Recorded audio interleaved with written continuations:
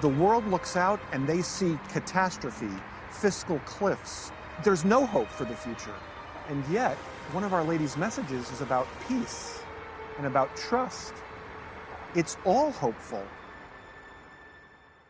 If you throw God, the author of life, out of your laws, they become unjust, burdensome, they become intolerant.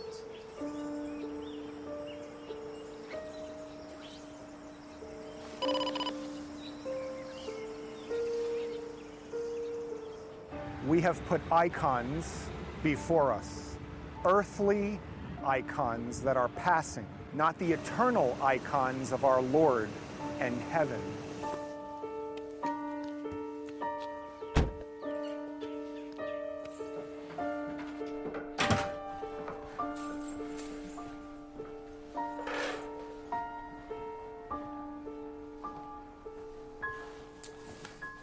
Excuse me. Hello. Dr. Bruchalski. Nice to meet you. Oh, it's Juan a pleasure. Cotello. Juan Cotello. Yes, the advocate of the devil. Here's my card. You have a nice couch. I have a nice couch. Yes, I see you're making yourself at home. Yes, do you want to talk? Feel at home, you too. I would love to ask you some questions. Yes, me too. Let's talk. So you're a doctor? I'm a physician, yes, sir. My wife and I began to see patients on this couch, here in this house. Well, I feel as a patient, but I'm okay. I don't know how your heart is. My heart is fine. As far as I know, it's good enough. It is. Probably I cannot run 100 meters in 10 seconds, but it's good enough. It is good enough. I can walk. In early 1994, my heart had become hardened. I was taught to treat women as objects. I was taught to abort babies. And there, amidst performing abortions and encouraging sexual engagements, no one was getting better. They were becoming actually sicker. More infections, more broken families, depression, sadness, hopelessness, cynicism. Not only did I see it in my patients, but I saw it in myself and in many of my peers, other doctors. I think it's a common experience. So what happened? You were pessimistic, so what? A friend of mine took me to a church in Mexico City, the Basilica of Our Lady of Guadalupe.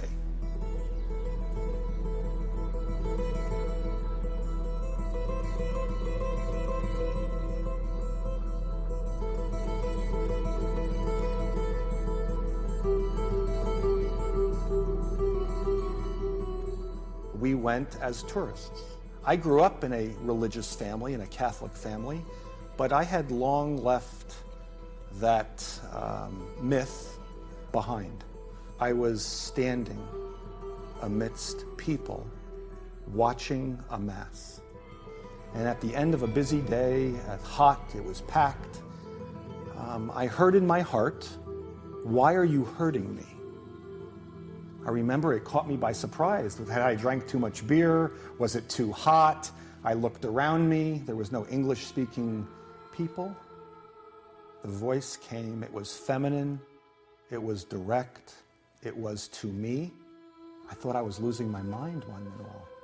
But you heard that voice as you are hearing my voice? I heard it as I'm hearing you right now. And it was direct. It was penetrating. Why are you hurting me? I put it out of my mind because I was busy. I didn't want to deal with it.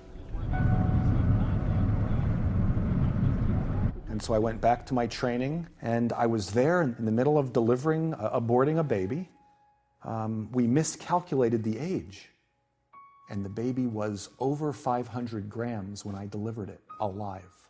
So I had to call the nursery doctor to come and revive the baby. And she looked me in the eye and she said, "Johnny, you are better than this.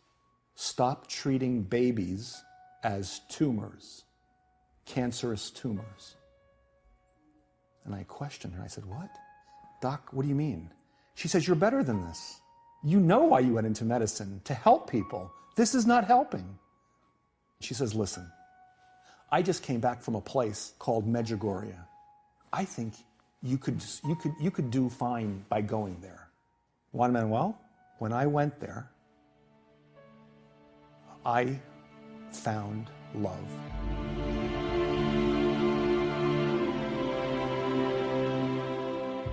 I found the love of God, the peace of Christ.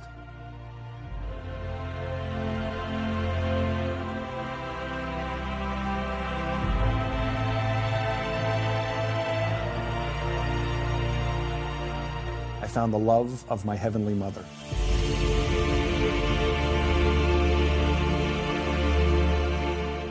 I just finished reading a book about the apparitions, and I didn't know what to believe. In fact, I was quite skeptical. A young woman comes up to me and she says, "Excuse me, you are the doctor." And I looked at her. I had never met her before. A young Belgian girl, speaking French, she said, but I heard her in English. She says, "I need a few moments of your time. The Mother of God has some messages for you." I thought she was nuts. But she sat down and she began to tell me things that would happen in my life. That you are her physician, that you can help renew medicine, that you can find joy and happiness in your daily life. If you practice excellent medicine, if you see the underserved in your daily life, and if you follow the teachings of her Son's church. And I realized that when I engaged and I performed the abortion and took the life of an innocent, the fetus, the baby, it went through my hand into my heart and it hardened me. It also hardened the mother. So I went from being self-centered and self-assured to, oh my God, what am I doing?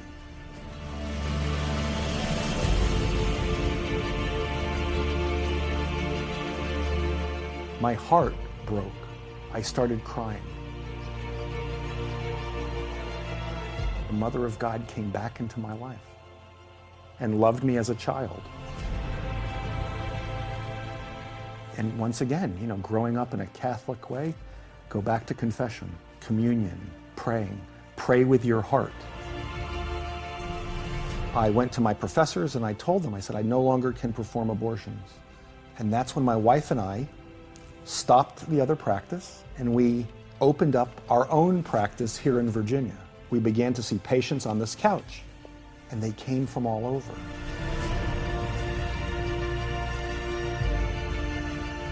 And now we see 20,000 patient visits a year. We do close to 700 deliveries a year. It's more than just treating a disease. We want to help people become healthier, happier, and holier.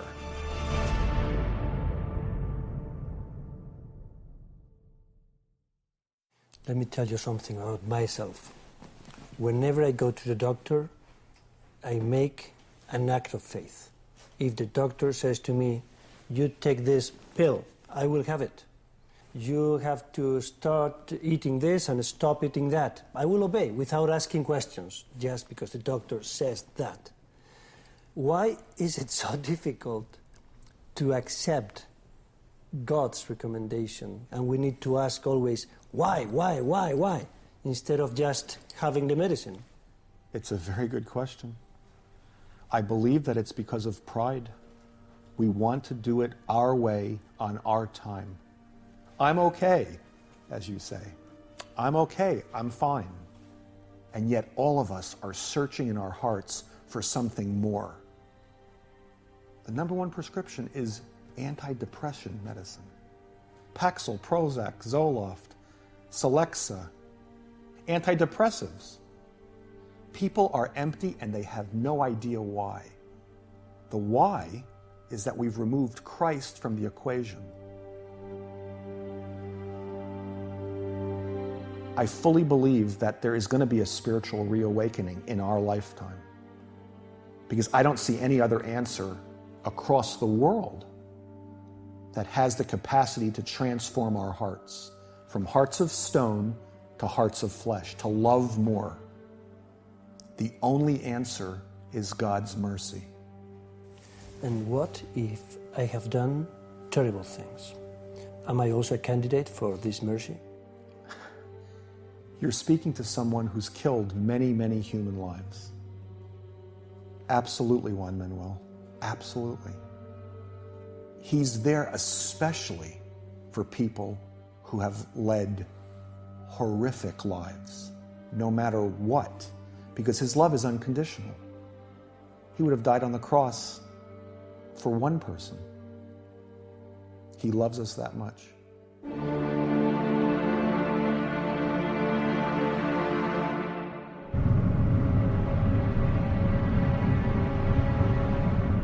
But back at the founding of this great nation, we believed that God provided this great country for us.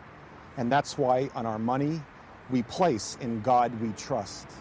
And sadly, it's become words that we mouth. Could it be that God now is that bill? In money we trust, in this bill we trust. Our God is money. Our God is money. Our God is power. This was my God. And then our Blessed Mother tells us, no, Johnny, it's about changing your heart. It's about loving. It's about allowing yourself to be loved.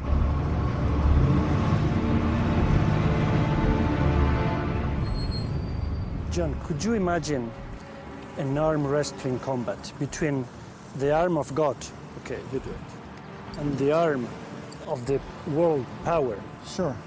Legislators, bankers, opinion leaders. Who's going to win? In the short term, they may appear to be winning. But in the long term, David always beats Goliath. Praying from the heart, the Eucharist, confession, fasting, and conversion. Those are the weapons our Lord has given us to use in our daily life to make a difference. Anyone can pick this up. My grandmother, a young boy, a homeless man, a wealthy man. People who are not even Catholic can use this. This is what's going to transform the hearts of legislators, transform the heart of bankers, transform the heart of teachers, of doctors, of film producers, of mothers, of fathers, of children, if we just give them a chance.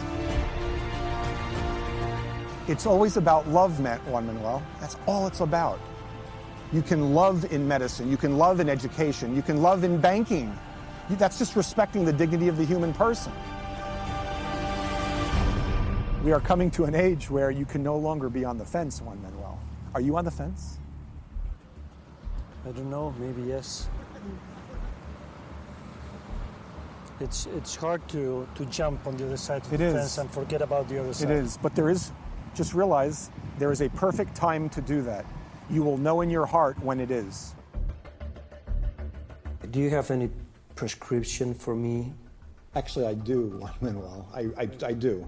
So first prescription. Yes. You need to go to Medjugorje. That's a long way. It is, but I'm a doctor, and you need to trust me. I want you to go there, and the only thing you have to do is open your heart. Whatever that means to you, and I know your heart is fine, open it up when you're there.